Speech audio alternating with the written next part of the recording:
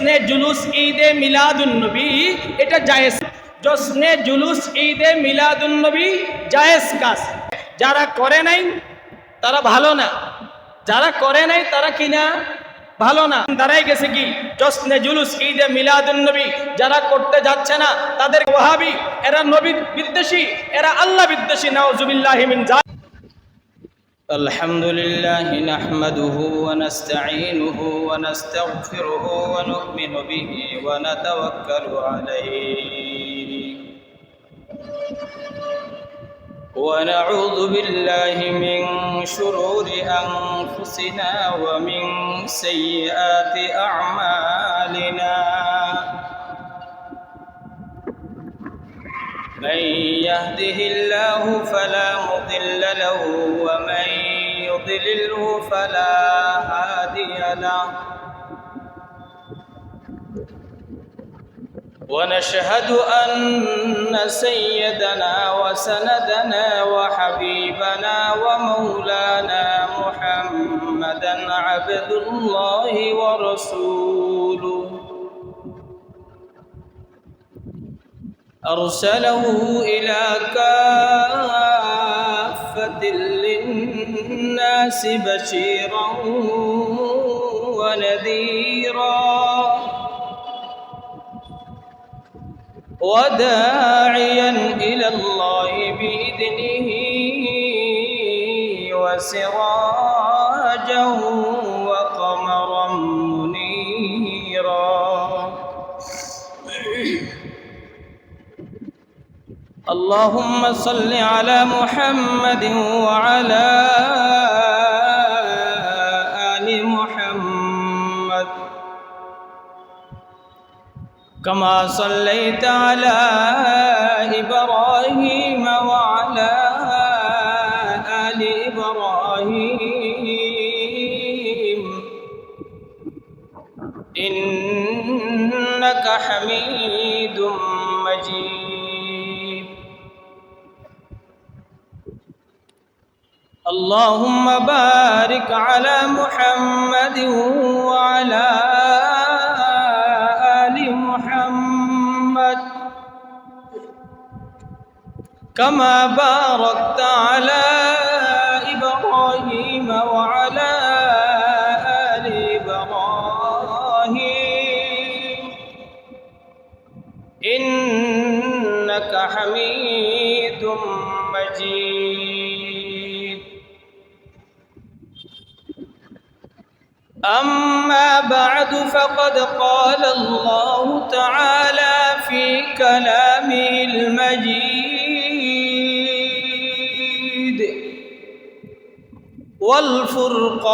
والفرقان الحميد.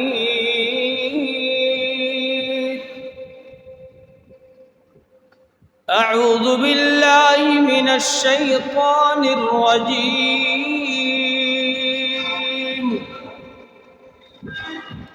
بسم الله الرحمن الرحيم.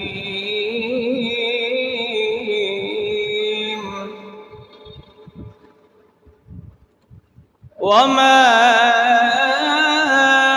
آتاكم الرسول فخذوه وما نهاكم عنه فانتهوا.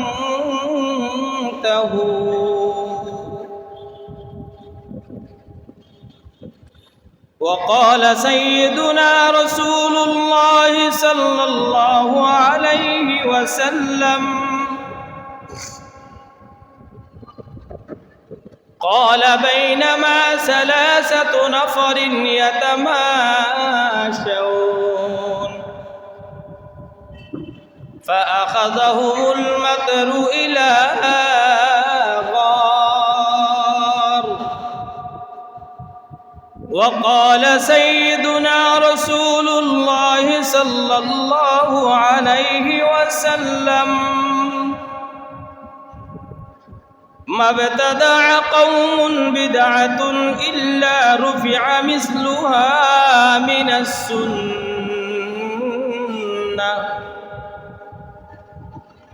فتمسك بسنة خير من ابتداع بدعة أو كما قال عليه الصلاة والسلام صدق الله العظيم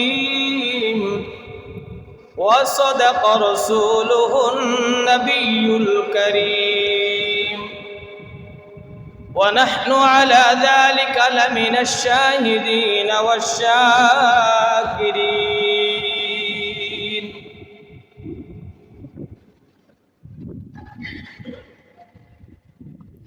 नामे नामी मोहम्मद भी अजब तुहफा है जो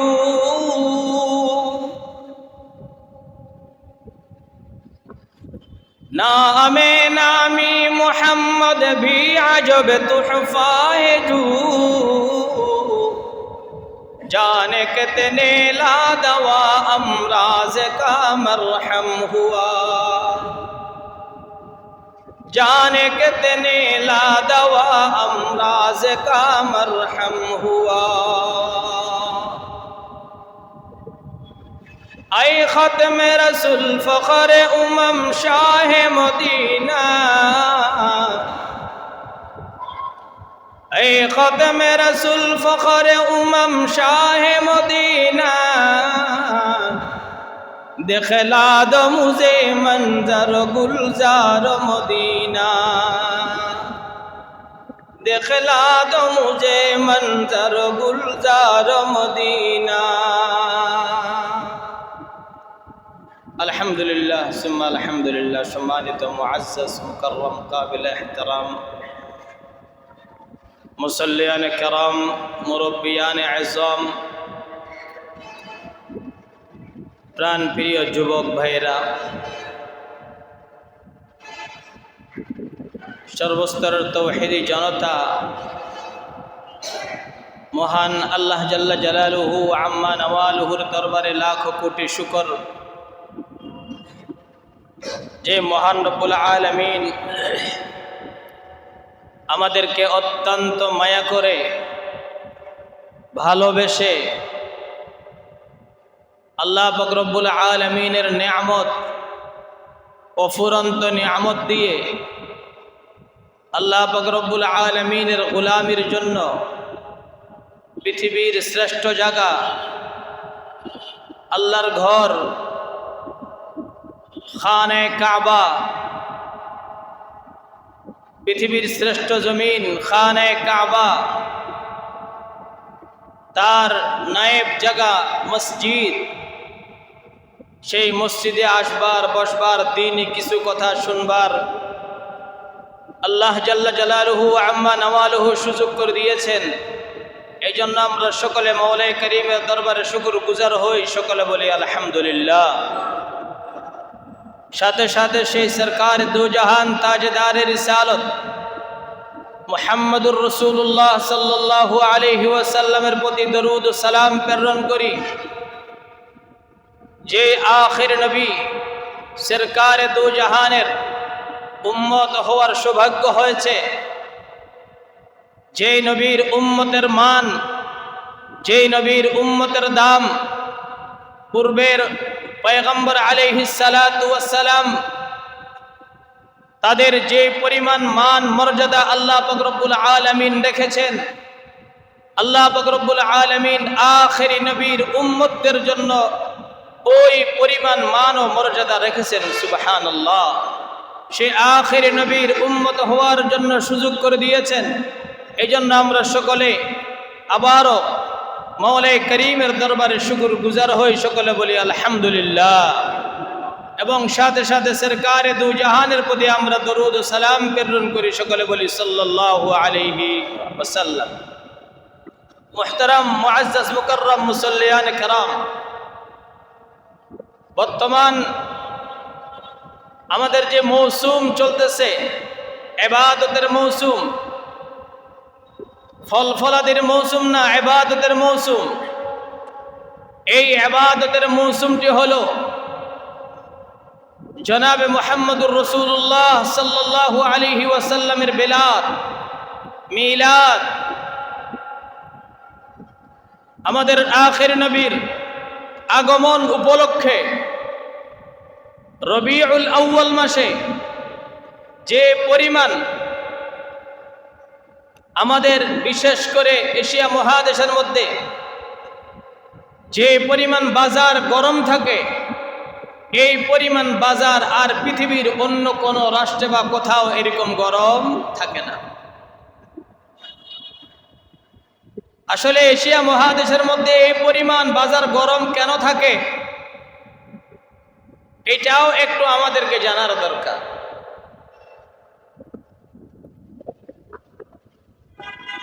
এশিয়া মহাদেশের মধ্যে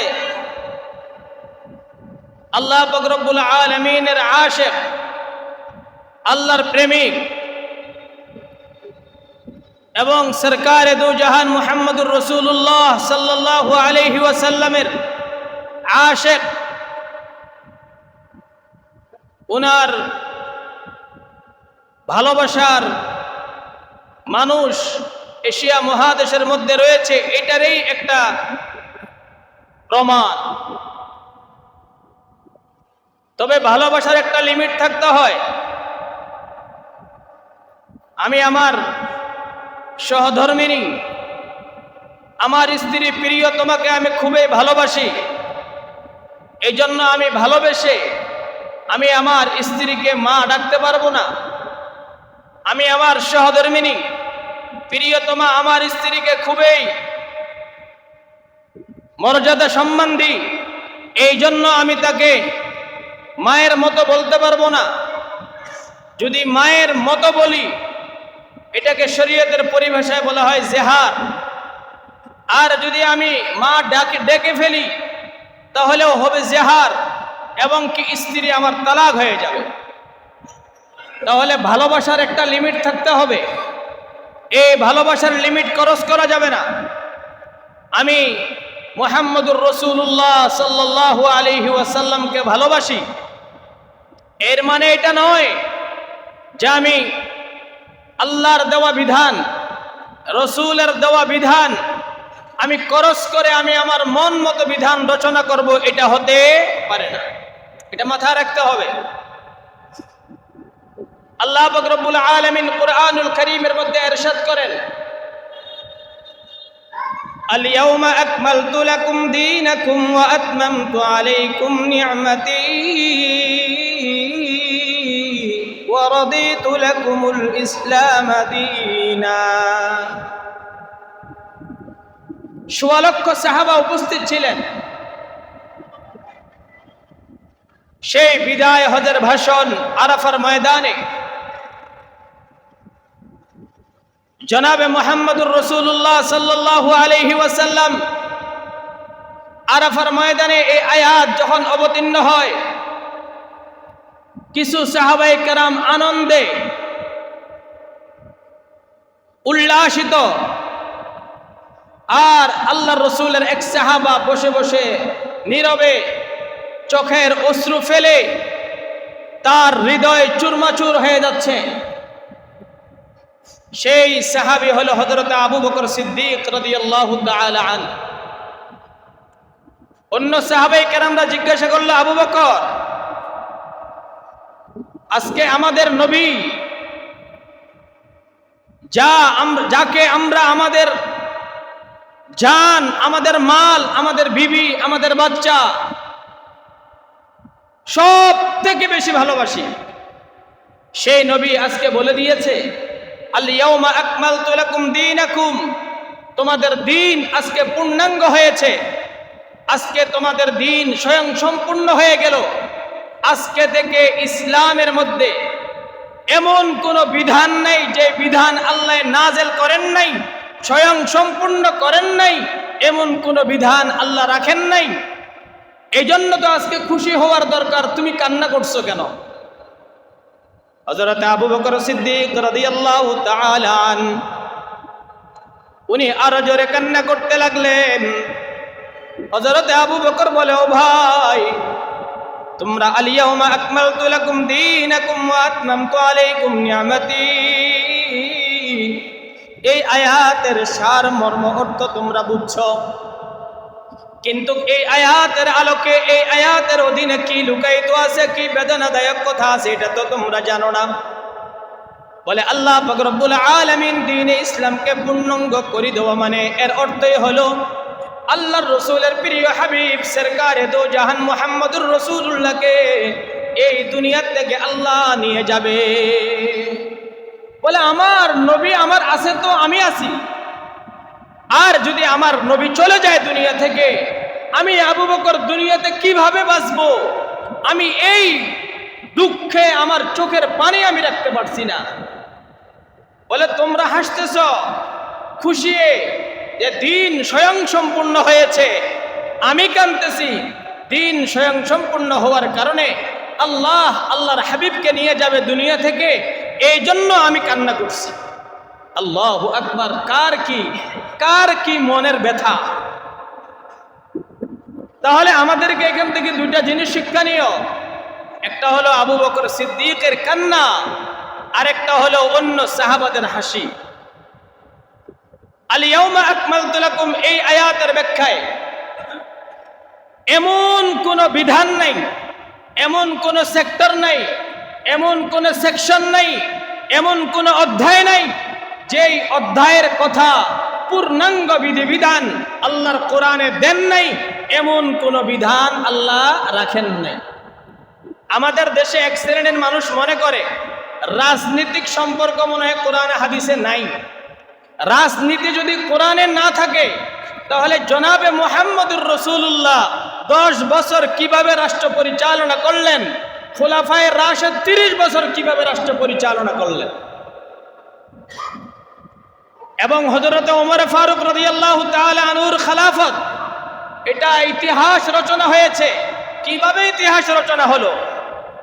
যারা মনে করে কোরআনে রাজনীতি নাই তাদের ঈমান নাই, আর যারা মনে করে কোরআনে রাজনীতি আছে, আল্লাহ পূর্ণাঙ্গ বিধান দিয়েছে, তারা পূর্ণাঙ্গ ঈমানদার। যারা মনে করে রাজনীতির কথা নাই, তারা পূর্ণাঙ্গ মনে করেন না, তারা পূর্ণাঙ্গ ঈমানদার হতে পারে না। আল্লাহর কোরআনে আল্লাহ কি বলে দেখেন, আফাতুমিনুনা বিবাদিল কিতাবি ওয়া তাকফুরুনা বিবাজ। বাজুনের অর্থ হলো কিছু। আল্লাহ বলে আফাতুমিনুনা, তোমরা কি ঈমান আনতেছ? বিবাজুল কিতাব, আল্লাহর কোরআনের কিছু বিধানের উপরে তোমরা ঈমান আনো, আর ওয়া তাকফুরুনা বিবাজ, আর কিছু বিধানকে তোমরা বাদ দিয়ে দাও, ছেড়ে দাও। যদি এরকম করো তাহলে তুমি ঈমানদার না, তুমি হলে 1 নম্বর পাক্কা কাফের। ওয়া তাকফুরুনা বিবাজ, কুফর। যদি কিছু আছে মনে করো কিছু নেই, তাহলে তুমি কাফের। তাহলে কোরআনে আল্লাহ সব কিছুর বিধিবিধান নীতিমালা দিয়ে দিয়েছেন। হয়তো আমি আর আপনি এই বিধিবিধান থেকে উপকৃত হতে পারতেছি না, বের করতে পারতেছি না। যেমন নাকি আমাদের দেশে খনি, মাটির নিচে তেল আছে, গ্যাস আছে, স্বর্ণ আছে, আমরা বের করতে পারতেছি না। যেমন নাকি পানি আছে, পানি বের করা সহজ, এই জন্য যে কোনো বোর্ডিং মিস্ত্রি দ্বারাই বোর্ডিং করলে পানি বের করা যায়, কিন্তু ফ্রেশ পানি বের করা যায় না।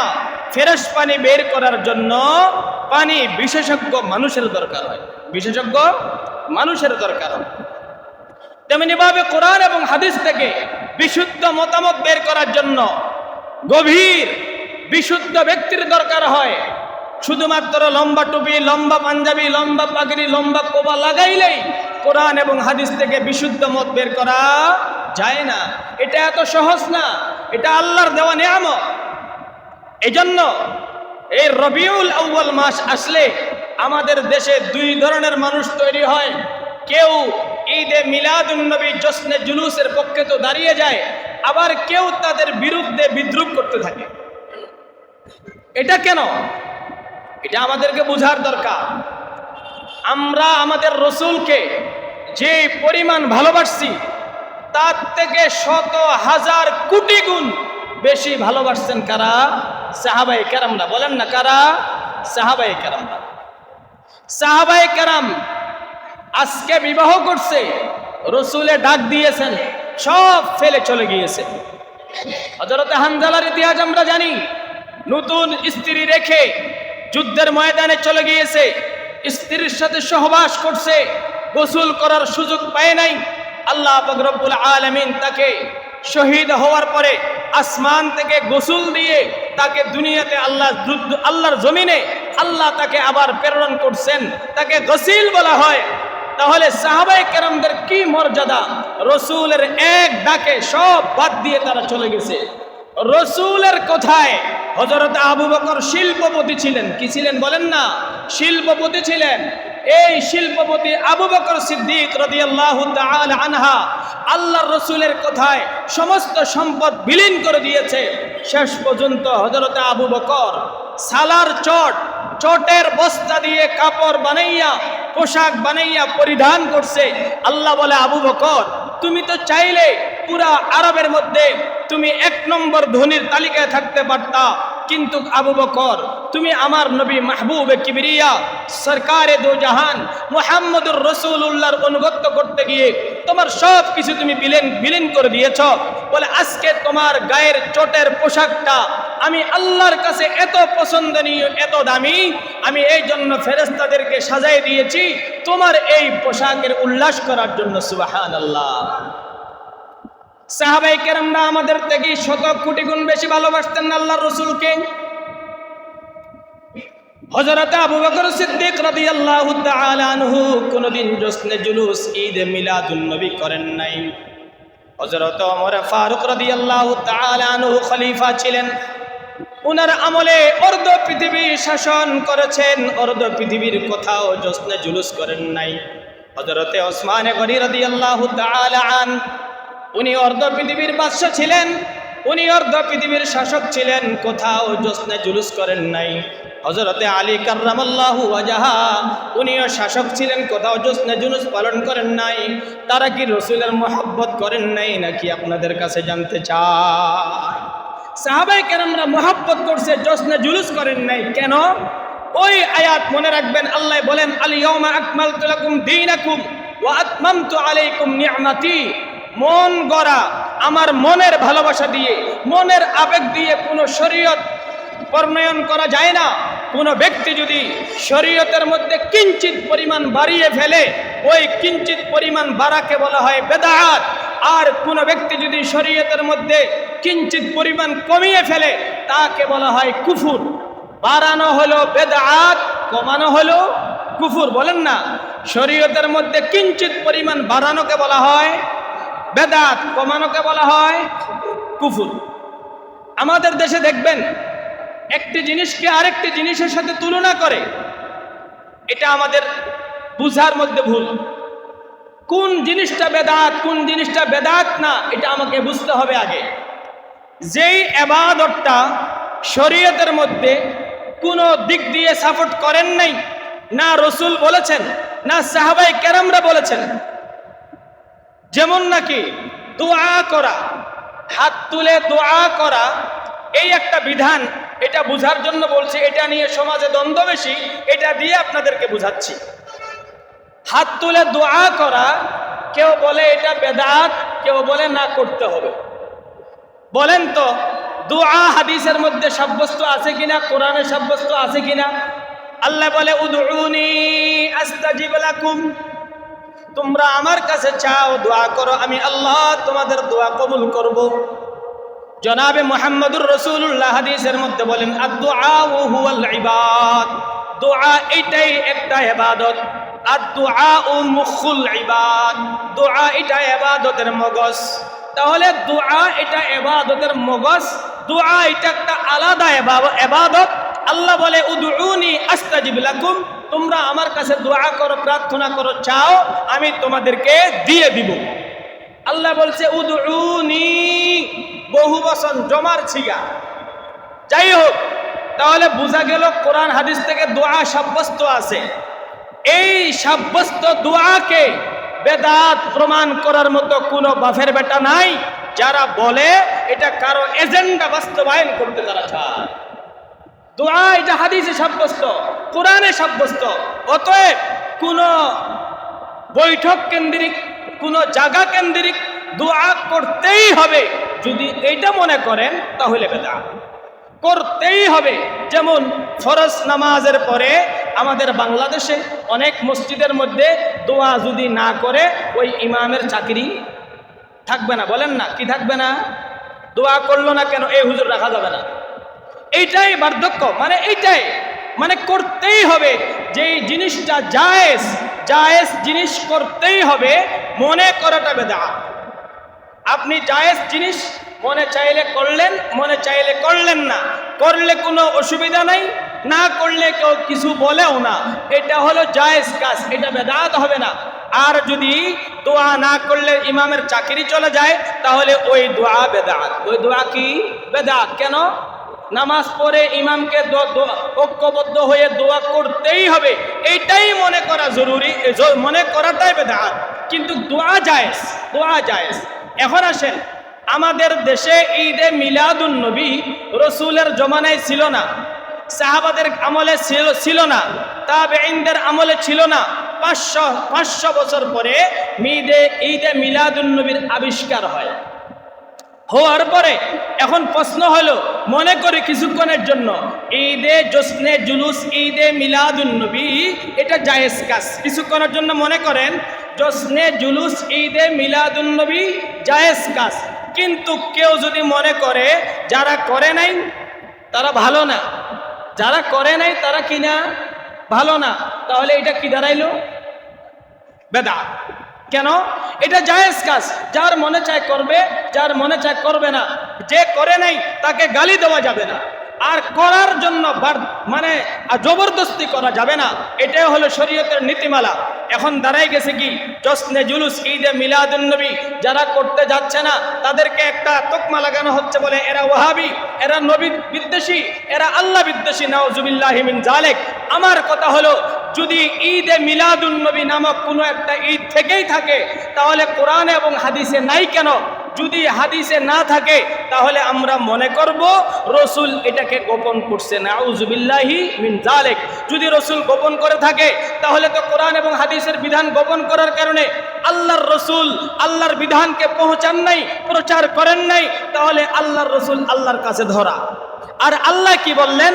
আল ইয়াউমা আকমালতু লাকুম দীনাকুম, আমি বিধানকে পূর্ণাঙ্গ করে দিলাম। আর আপনারা বলছেন ঈদে মিলাদুন নবী কোরআনে না আসার কারণে আল্লাহ অপূর্ণ করছে, আমরা এটা ঈদে মিলাদুন নবী বানাইয়া পূর্ণাঙ্গ করে দিলাম। নাউজুবিল্লাহি মিন যালিক। আল্লাহর উপরে মিথ্যা অপবাদ দেওয়া কি আসতেছে? লাজেম আসতেছে, যেটা কি নাই, জায়েজ নাই।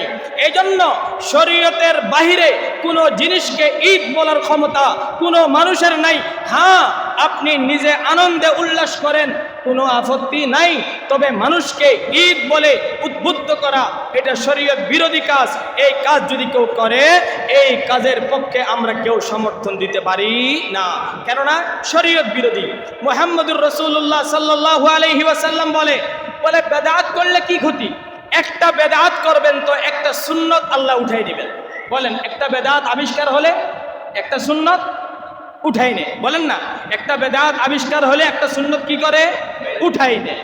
বলেন তো একটা সুন্নতের কত মূল্য? রাসূল বলেন, মান তামাসসাকা বিসুন্নতি ইনদা ফাসাদি উম্মতি ফালাহু আজরু শহীদ। মিশকাত শরীফের হাদিসের মধ্যে আসছে, মান তামাসসাকা বিসুন্নতি ইনদা ফাসাদি উম্মতি ফালাহু মিয়াতু আজরু শহীদ। কোনো ব্যক্তি যদি, কোনো উম্মত যদি ফিতনা ফাসাদের জমানায় একটা সুন্নতকে আঁকড়ে ধরে তাহলে 100 শহীদের সওয়াব তার আমলনামার মধ্যে আল্লাহ দিয়ে দেন। একটা সুন্নত পালন করতে পারলে কত শহীদ? 100 শহীদ। আরেক হাদিসের মধ্যে আছে ফালাহু আজরু শহীদ, 1 শহীদের মর্যাদা তাকে আল্লাহ দিয়ে দেন। আর বেদাত কি জিনিস? বলে কুল্লু বেদাতিন দালালা, যত ধরনের বেদাত আবিষ্কার আছে, নতুন নতুন আবিষ্কার, শরীয়তের ইবাদত মনে করে আবিষ্কার করা, শরীয়তের ইবাদত মনে করে সওয়াব পাওয়া যাবে, এই কথা মনে করে আবিষ্কার করা, বলে একটা বেদাত তাকে জাহান্নামে নিয়ে যাওয়ার জন্য যথেষ্ট। যেমন নাকি বুঝার জন্য বলি, এক হাতে যদি একটা বিষাক্ত সাপ থাকে, কি সাপ? বলেন তো এই বিষাক্ত সাপের কয় সবলে আপনি মৃত্যুবরণ করতে পারেন? জোরে বলে, 1 সবলেই আপনার মৃত্যুর জন্য যথেষ্ট। এই বিষাক্ত সাপ আপনাকে 10 বার 5 বার 2 বার দংশন করার দরকার নাই, একবার করলেই আপনি যথেষ্ট। তেমনি ভাবে একটি বেদাত আপনাকে জাহান্নামে নিয়ে যাওয়ার জন্য যথেষ্ট। যে ব্যক্তি বেদাত করে আল্লাহ পাক রব্বুল আলামিন তাকে সুন্নত পালন করার জন্য তাকে আল্লাহ কি দেন না? তৌফিক দেন না। এই জন্য বেদাত থেকে আমরা দূরে থাকবো, বেদাত থেকে দূরে থাকবো। মুহতারাম হাজিরিন, গুরুত্বপূর্ণ ইবাদতের কিছু নীতিমালা আছে। আল্লাহর দরবারে কোনো ইবাদত কবুল হওয়ার জন্য প্রথম নম্বর শর্ত হইল ইখলাস, আন্তরিকতা, পরিপূর্ণ আন্তরিকতা। যার যেই পরিমাণ আন্তরিকতা থাকবে, যার যেই পরিমাণ ইখলাস খুলুসিয়ত থাকবে, ওই আমলটা আল্লাহর কাছে ওই পরিমাণ দামি হবে। বলেন, যেই আমলের জন্য যার যতটুক আন্তরিকতা, ওই আমলটার দামও আল্লাহর কাছে তত বেশি। লক্ষ টাকা দান করে দিলাম, আন্তরিকতা নাই, ইখলাস নাই, খুলুসিয়ত নাই, এই টাকার কোনো মূল্য নাই। আর কোন ব্যক্তি যদি অন্তর থেকে আল্লাহর রেজামন্দির জন্য 1 টাকা দান করে, বলে এই 1 টাকা উহুদ পাহাড় পরিমাণ থেকেও বেশি দামি। সুবহানাল্লাহ। কিভাবে, কোথায় পাইলাম? বুখারী শরীফের এক লম্বা হাদিস। বুখারী শরীফ কিতাবটা এত বড়, এই কিতাবের লম্বা, কিতাবের 2 পৃষ্ঠা একটা লম্বা হাদিস।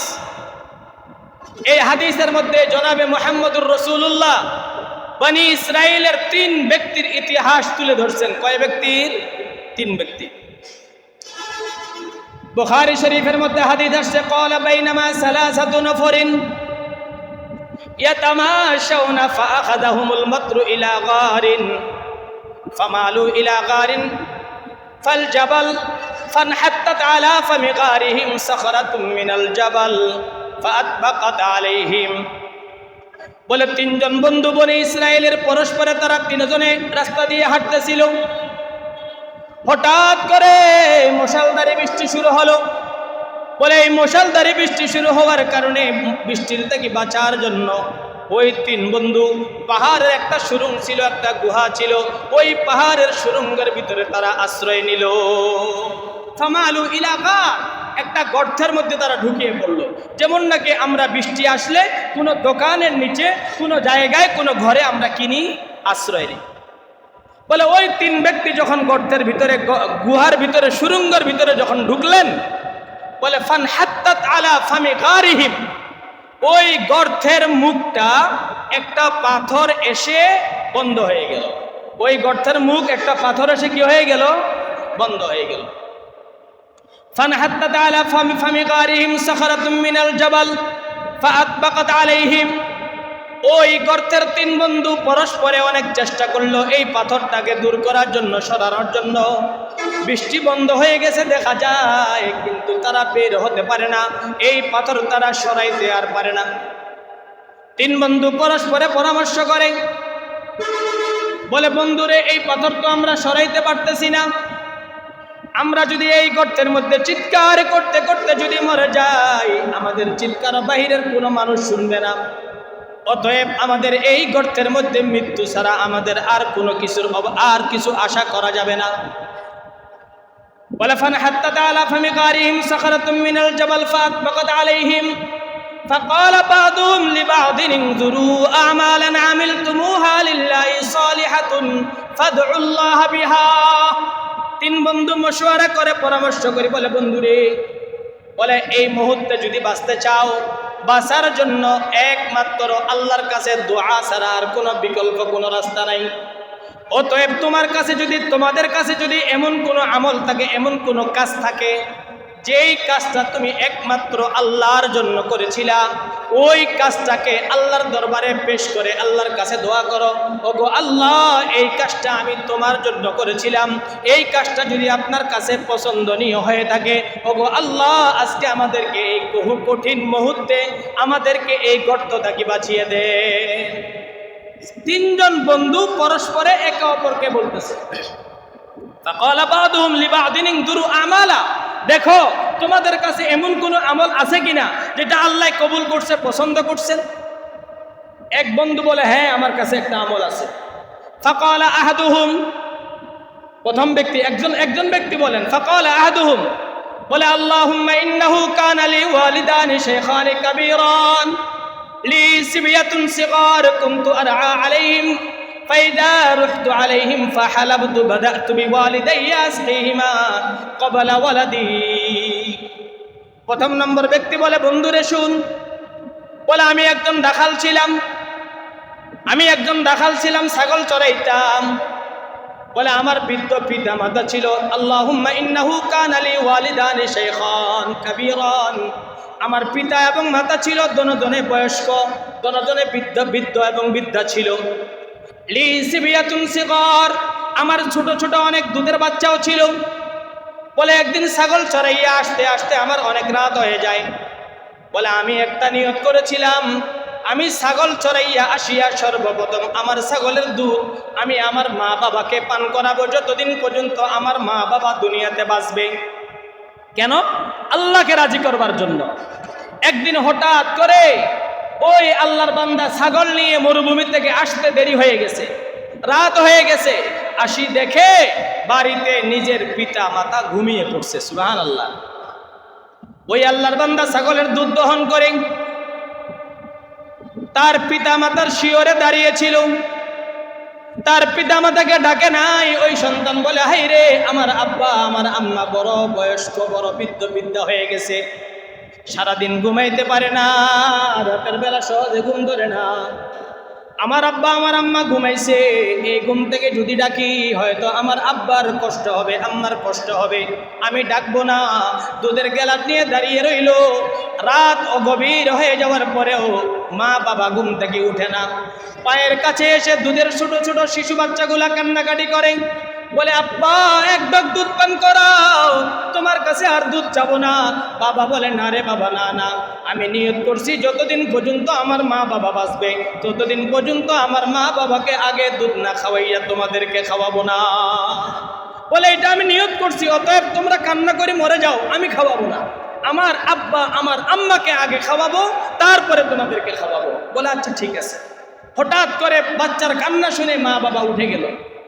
মা বাবা বলে, কি হলো, তুমি এখনো এখানে দাঁড়িয়ে কেন? বলে, তোমরা ঘুমাইছো যে, এই জন্য আমি দুধের গ্লাস নিয়ে দাঁড়িয়ে আছি, তোমাদেরকে খাওয়াবো এই নিয়ত করে। মা বাবা দোয়া করছে, আল্লাহ আমার এই সন্তানকে কঠিন মুহূর্ত থেকে বাঁচাই দিও। দোয়া করছে, ওই দোয়াটা আল্লাহর কাছে বলছে, আল্লাহ তোমার যদি ওই আমলটা ভালো লাগে আর ওই দোয়াটা যদি কবুল হয়, আল্লাহ তুমি আমাদেরকে আজকে এই কঠিন মুহূর্তে এই সুরুম থেকে বাঁচাইয়া দাও। আল্লাহর কি নীলা খেলা, পাথরটা আস্তে করে নিচের দিকে নেমে গেল। সুবহানাল্লাহ বলে। এখনো বের হওয়ার মতো পজিশন তৈরি হয় নাই। লম্বা হাদিস, সময় স্বল্পতার কারণে এই হাদিসটা বলার উদ্দেশ্য